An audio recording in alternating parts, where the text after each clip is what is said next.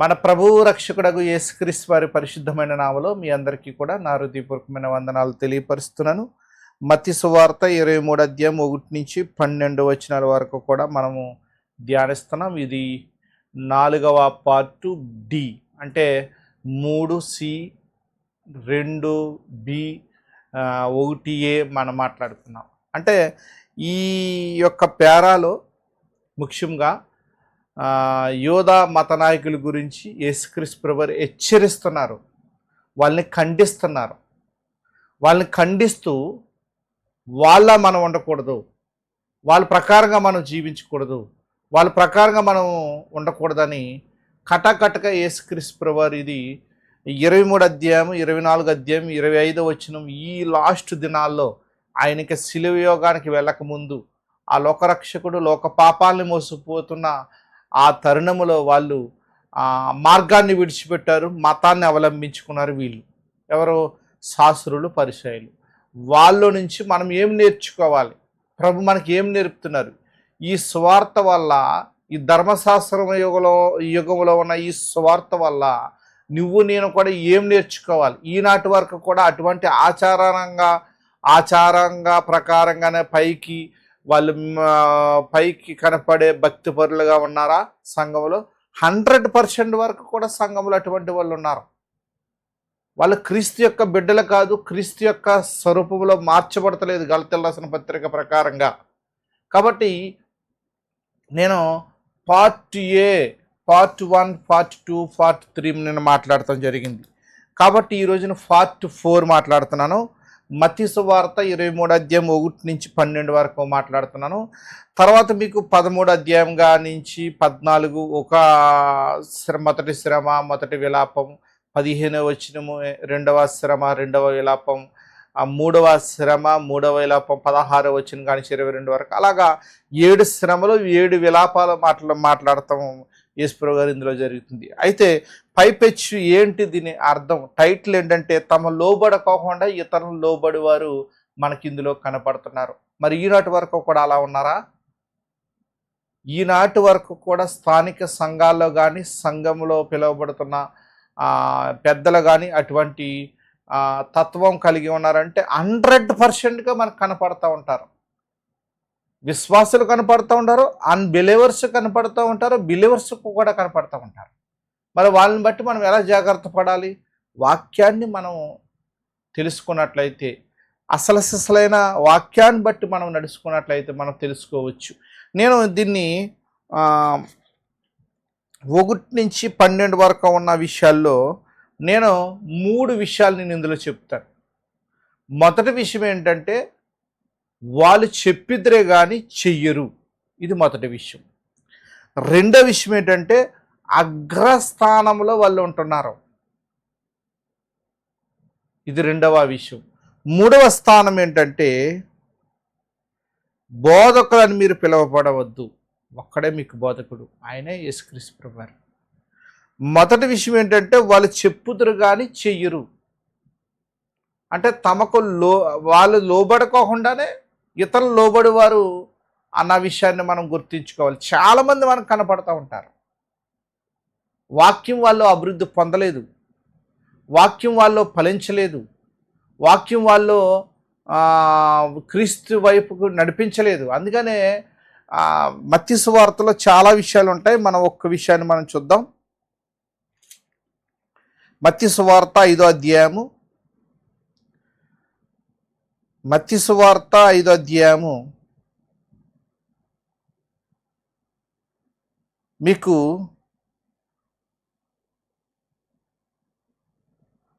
5వ అధ్యాయములో 43వ వచనం చూడండి. నీ పొరుగువాన్ని ప్రేమించి నీ శత్రువును ద్వేషించమని చెప్పబడిన మాట మీరు విందురు కదా. నేను మీతో చెప్పినదేమనగా, మీరు పరలోకమందున్న మీ తండ్రికి కుమారులై ఉండినట్లు మీ శత్రువులను ప్రేమించడి, మిమ్మల్ని హింసించే వరకు ప్రార్థన చేయడి. ఆయన చెడ్డవారి మీదను మంచివారి మీదను తన సూర్యుని ఉదయింపజేసి నీతిమంతుల మీదను అనీతిమంతుల మీదను వర్షం కురిపించుచున్నాడు.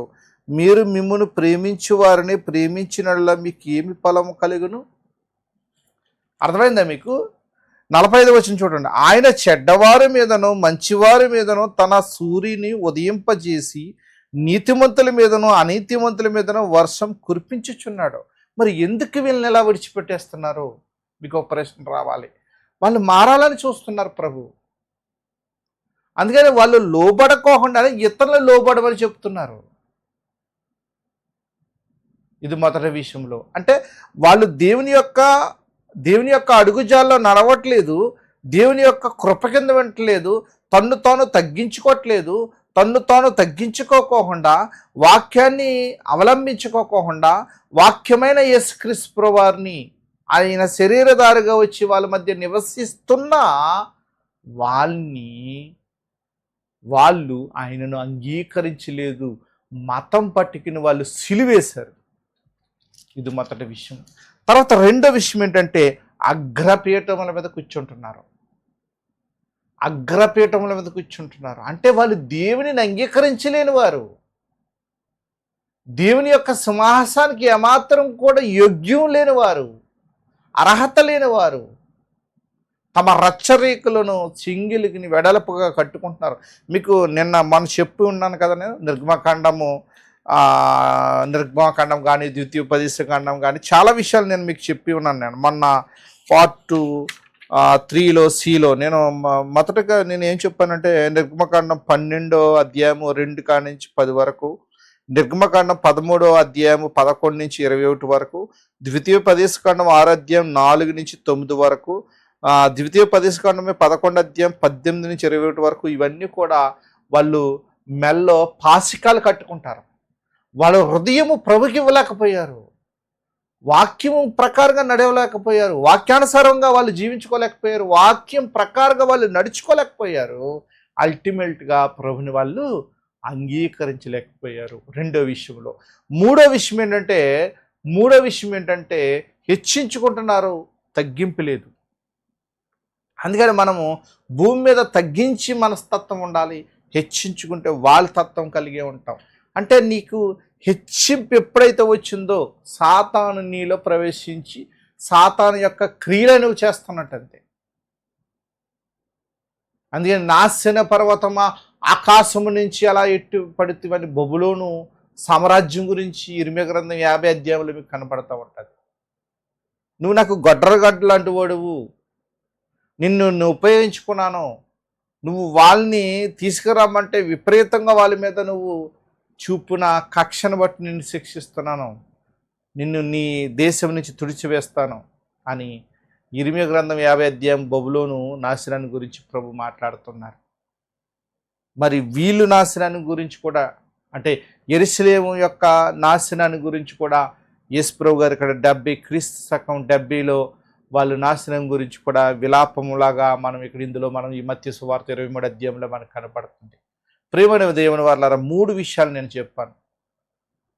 వాళ్ళు మొదటంటే వాళ్ళు చెయ్యుదురు కానీ చెప్పుదురు కానీ చెయ్యరు. అంటే లోబడుకోకుండా ఇతరులు లోబడి వాళ్ళని ఏమన్నారంటే వేషధారులు అన్నారు. ప్రభు వేషధారులు అన్నారు. రెండో విషయం, అగ్రపీఠం మీద కూర్చుంటున్నారు, వందనాలు చెప్పించుకుంటున్నారు, మనుషులకు కనబడే ప్రకారంగా నీతిమంతులుగా పిలువబడుతున్నారు కానీ నీతిని వాళ్ళలో ప్రవేశించట్లేదు. రెండో విషయం. మూడో విషయం ఏంటంటే లోబడతలేదు, తగ్గించుకోవట్లేదు. మూడో విషయం. కానీ ఈ 3 విషయాలకు నేను మన జీవితాల్లో మనం ఎలా అప్లై చేసుకోవాలో తెస్సలోనికి రాసిన పత్రిక నేను చదివి ఇంతటితో ఈ పార్ట్ 4వ భాగాన్ని నేను ముగిస్తున్నాను. ప్రియమైన దేవుని వారలారా, తెస్సలోనికి రాసిన మొదటి పత్రిక 2వ అధ్యాయము, తెస్సలోనికి రాసిన పత్రిక మొదటి పత్రిక 2వ అధ్యాయము మీరు 13వ వచనం కానించి మనం చూసుకున్నట్లయితే 13వ వచనానికి మనం చూసుకున్నట్లయితే ఈ హేతువు చేత మీరు దేవుని గురించిన వర్తమాన వాక్యం మా వల్ల అంగీకరించినప్పుడు మనుష్యుల వాక్యమని ఎంచక అది నిజంగా ఉన్నట్టు దేవుని వాక్యమని దానిని అంగీకరించిదరు కనుక మేమును మానక దేవునికి కృతజ్ఞతలు చెల్లించుచున్నాము. ఆ వాక్యమే విశ్వాసులని మీలో కార్యసిద్ధ కలగజేయుచున్నది అని చెప్తూ, అవును సహోదరులారా, అవును సహోదరులారా, మీరు యూదాలో క్రీస్తు యేసునందు దేవుని సంఘమును పోలి నడుచుకునేవారైతిరి. వారు యూదుల వల్ల అనుభవించినట్టే శ్రమలే మీరును మీ స్వదేశస్థుల వలన అనుభవించితిరి. యూదుల వల్ల శ్రమ అంటే ఇదిగో ఈ తెగవారు ఎక్కువగా కనపడ్డారు. అక్కడ శాస్త్రులు కనపడ్డారు, పరిసయ్యులు కనపడ్డారు. అయినా తెస్సలోనిక సంఘం ఏం అంగీకరించింది? వాక్యాన్ని అంగీకరించింది. ఆ వాక్యం వాళ్ళు మనస్సులో కార్యసిద్ధ కలగజేసింది. అబ్రాహాముకి వాక్యం ఏం చేసింది? తనలో క్రియను ఫలించింది. క్రియలు లేని వారు వీళ్ళు. శారాలో ఆ వాక్యం ఏం చేసింది? క్రియ ఫలించింది. ఇస్సాకులో ఆ వాక్యం ఏం చేసింది? క్రియను ఫలించింది. యాకోబులో ఆ వాక్యం ఏం చేసింది? క్రియను ఫలించింది. ఇది చూస్తే ప్రజలందరిలో కూడా క్రియను, ఆ ప్రవక్తలందరిలో కూడా క్రియ దాల్చింది. క్రియ దాల్చలేని వారు ఈ శాస్త్రులు, పరిచయులు. మనము ఈ 3 విషయాల్లో ఏమి నేర్చుకోవాలి? ఒకటేమో తమకు లోబడుకోకుండానే లోబడమని చెప్పువారి పట్ల కానీ, అగ్రపీఠ మీద కూర్చున్న వారి పట్ల కానీ, తను తాను తగ్గించుకోలేని ఈ 3 గుణాలు కలిగిన గుంపులకి మనం దూరంగా ఉండాలి. దేనికి దగ్గరగా ఉండాలంటే ఇదిగో తెస్సలోనికీయులకు రాసిన పత్రిక 1వ అధ్యాయం 2వ అధ్యాయం, 1వ పత్రిక 2వ అధ్యాయము 13, 14, 15లో చూడండి. యూదుల వల్ల అనుభవించినట్లే శ్రమలో మీరును మీ స్వదేశస్థుల వల్ల అనుభవించితిరి.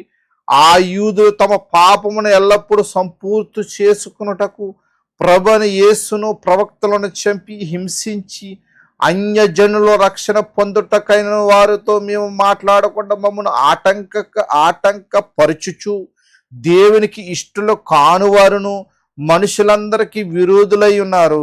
దేవుని ఉగ్రత తుదుమట్టుకు వారి మీదకి వచ్చును. 70 సంవత్సరాల్లో వాళ్ళందరినీ తుడిచివేసిందండి. ఇప్పుడు అబ్రాహాముని బట్టి పిలువబడ్డారు వాళ్ళు, యాకోబుని బట్టి వాళ్ళు వచ్చారు. ఇప్పుడు మనం అందరం ఏమైపోయామంటే రక్తాన్ని బట్టి, అబ్రాహాంకి ఏది బట్టి విశ్వాసం ఉందో దాన్ని బట్టి మనం అందరం కూడా విశ్వాసమును కొనసాగిస్తున్న ప్రభు వైపును మనం ఎదురు చూస్తున్నాం. అలా మనం ముందుకు వెళుతూ ప్రభులో మనం అంగీకరించబడే వారంగా ఈ పార్ట్ 4Dలో మనము తగ్గించుకుంటే హెచ్చింపబడతాం. హెచ్చించుకునే వారి స్థితి చూసాం. మనం తగ్గించుకుని గుణంలో ఉండాలని ఇంతటితో ఈ మాటలు ప్రభునామను బట్టి ముందుకు తీసుకొస్తూ ముగిస్తున్నాను. దేవుడు మిమ్మల్ని, మీ కుటుంబాలని తన వినుకుడిలో ఆశీర్వదించి కాచి కాపాడునుగాక. Thank you all. తలలో ఉంచండి, ప్రార్థనతో మనం ముగించుకున్నాం ఈ సబ్జెక్ట్. దయగల తండ్రి, ప్రేమ గల నా ప్రభు, ఇంతవరకు మమ్మల్ని కాచి కాపాడవు తండ్రి. మత్తయి సువార్త 23వ అధ్యాయం తండ్రి 1 నుంచి 12 వరకు ఉన్న మాటలు ప్రభు మాకు విలువైన మాటలు అందించావు. మేము వాళ్ళకిలా ఉండకోకుండా మిమ్మల్ని తెలుసుకుని మీరు వచ్చే పర్యంతరం వరకు కూడా మీ యొక్క వాక్యాన్ని ప్రచురపరుస్తూ చెప్పుతూ అనేకుల్ని కట్టేవారంగా మమ్మల్ని ఉంచి నడిపిస్తామని ఈ ప్రార్థన మీ పాదముల దగ్గర సమర్పించుకుంటూ యేసుక్రీస్తు వారి నామములో అడుగుచున్నాను నా పరమ తండ్రి. ఆమేన్. అందరికీ వందనాలండి. Thank you all.